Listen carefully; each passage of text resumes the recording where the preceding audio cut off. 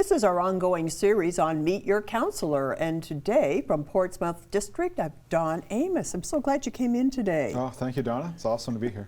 Yeah. So most of us know what goes on at council. We can just tune into YourTV and watch it, well, if not live, at least watch the whole thing, and that's terrific.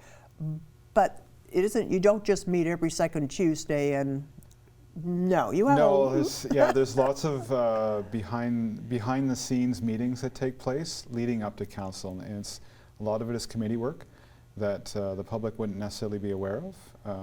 Councillors sit on various committees that the city requires, and it's making decision making that feed into the final meeting, which is city council meeting that actually takes place twice a month. So it's lots of behind the scenes work that some people may not realize. What are the committees that you sit on? Right. Okay. So Nominations Committee, Culture, Arts and Recreation Committee, Administrative Policies Committee. I was Deputy Mayor for April and May of this year. Emergency backup, so to the Mayor. So if something goes wrong in the City of Kingston and the Mayor can't be reached, I'm in line to be contacted. And then I sit on a couple of board of directors for the city as well. So Frontenac Housing and Cataract Conservation Area. And then I also sit on the Rural Advisory Committee.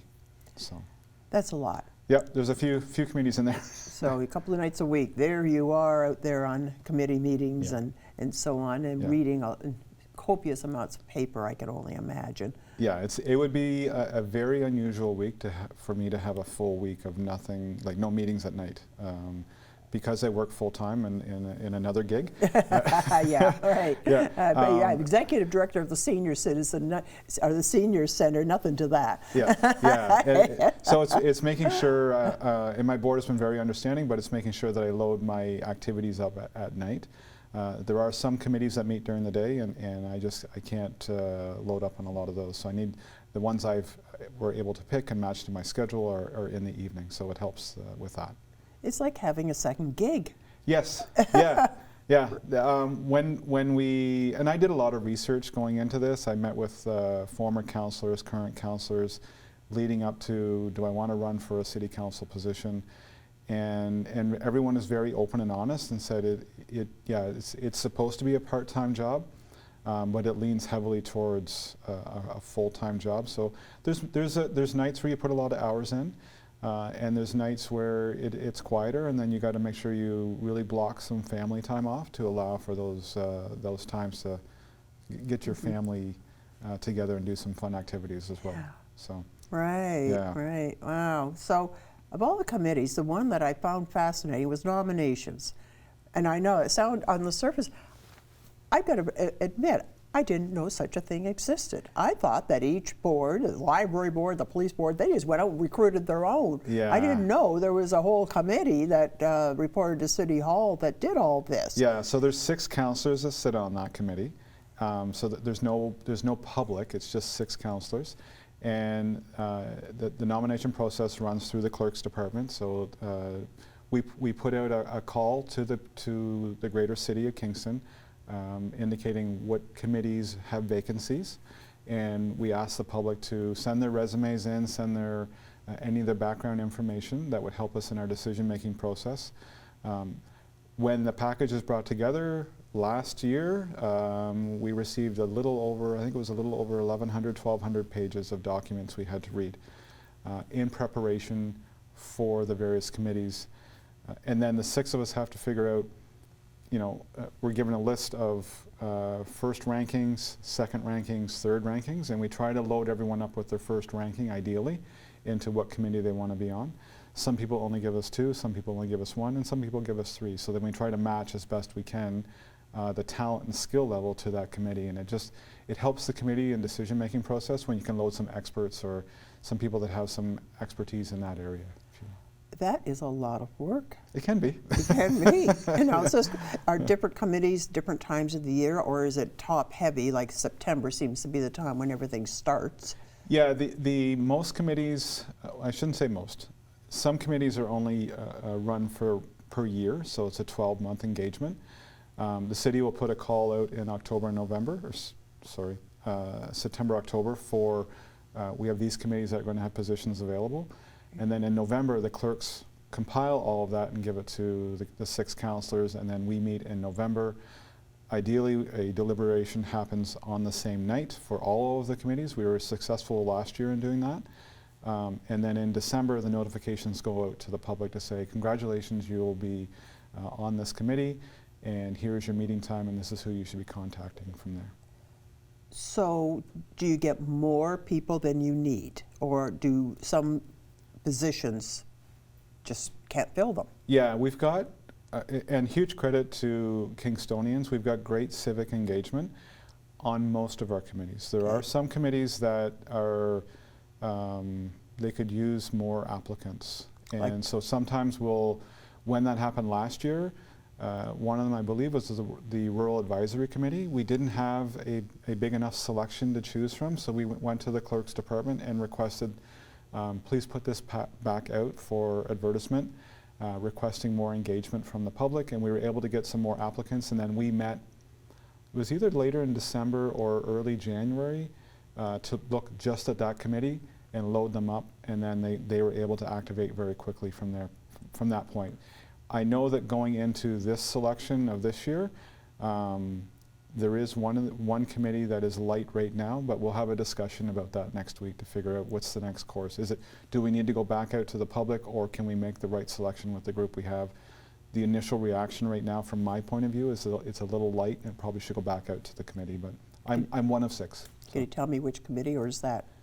Well, yeah, it's not a giant secret. It's the Accessibility Committee. Okay, so what kind of people are you looking for then? Let's help you out here. Yeah, any individual that has had either accessibility issues in their life, and that can range from physical to any sort of physical mobility that you're dealing with, to any sort of accessibility issue that you're concerned about, whether it's visionary, hearing.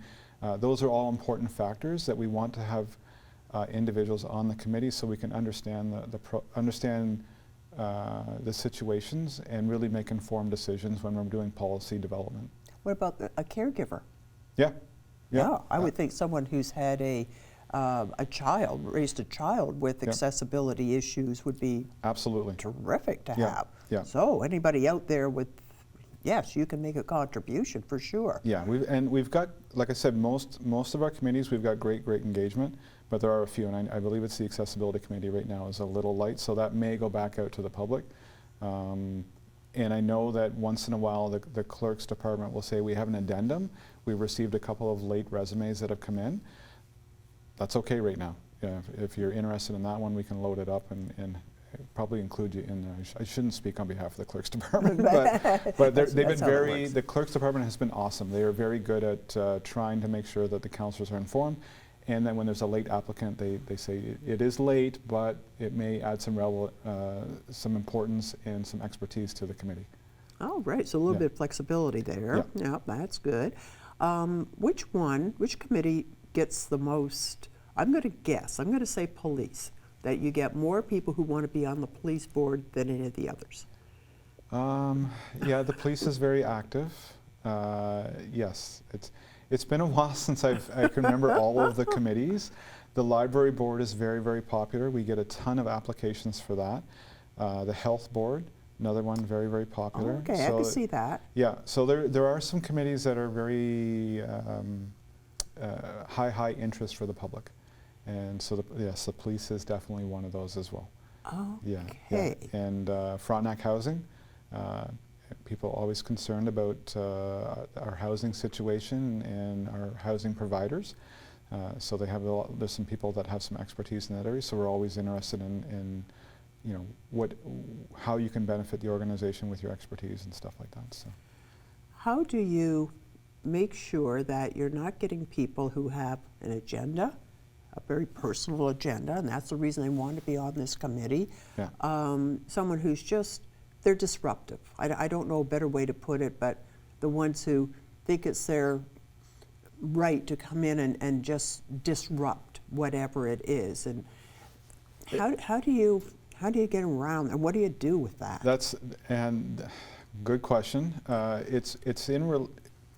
Those type of situations, once you're loaded onto a committee, then the committee is its own identity or its own element. And the clerk's department with the chair would then review the situation to say, you know what, this person may not be the right fit. As a nominations committee, we've become very active or proactive in loading in standbys. So if 6 people are required on a committee, we'll make sure that we put the 6 on, and then we'll say we will load 3 in reserve. So if one person, for whatever reason, medical or any sort of situation that, appropriate or inappropriate, they need to step off, then we know we have someone in reserve to come in and right away. And we know that they're qualified and they've already been vetted by the committee. Okay, now, someone out there says, you know what, I like Kingston, I want to give back, I have a certain level of expertise in a certain subject. What's the best way to get on a committee? What should you put in? Do you put in a letter or? Typically it's a resume. Okay. And yeah, the covering letter of, if your resume can't speak volumes about it, then put a cover letter in explaining your expertise of how it relates to the committee that you're listing as your number 1. Okay. You know, so if you want to be on a accessibility committee, sometimes the paper isn't always clear, your resume isn't always clear that that's your strength or that's the concern you have. So really include in your application a covering letter indicating here's why, here's my expertise, or here's what I've had to go through as a life experience, which carries a lot of weight, and then we go from there. And I can honestly say, I'll speak for myself, but I know in talking to my fellow councillors, the other 6 or the other 5 that are on the committee, we read just about every single document. You do? Because we want to make sure that we're loading the right individuals on the right committees. We want success for the city, and we want to make sure we're making the right policies. In order to do that, you got to have the right people in the right areas. Now, I understand these are volunteer positions. Yep. You don't get it. So if you're not selected for a committee or a board, there's other things you can do. And I'm going to put in a shameless plug here. We need tour guides. Yes. I'm a tour guide. We need more tour guides. Yeah. It is the best gig in the world, I got to tell you. It is great fun.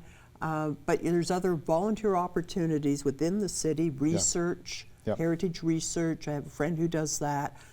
There's all kinds of stuff you can do if you want to make Kingston a better place to live, right? If you want to engage, there's different ways. And if you don't get on a committee, don't think that that's it, I'm done, I'm never going to get on ever a committee.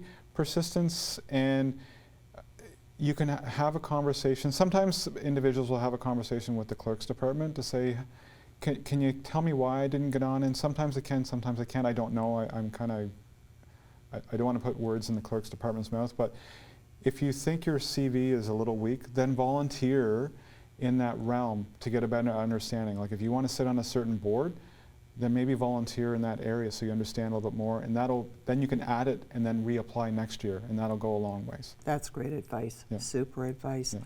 Oh, I've learned a lot. Thank you so much for coming in. No, that's great. Thank you.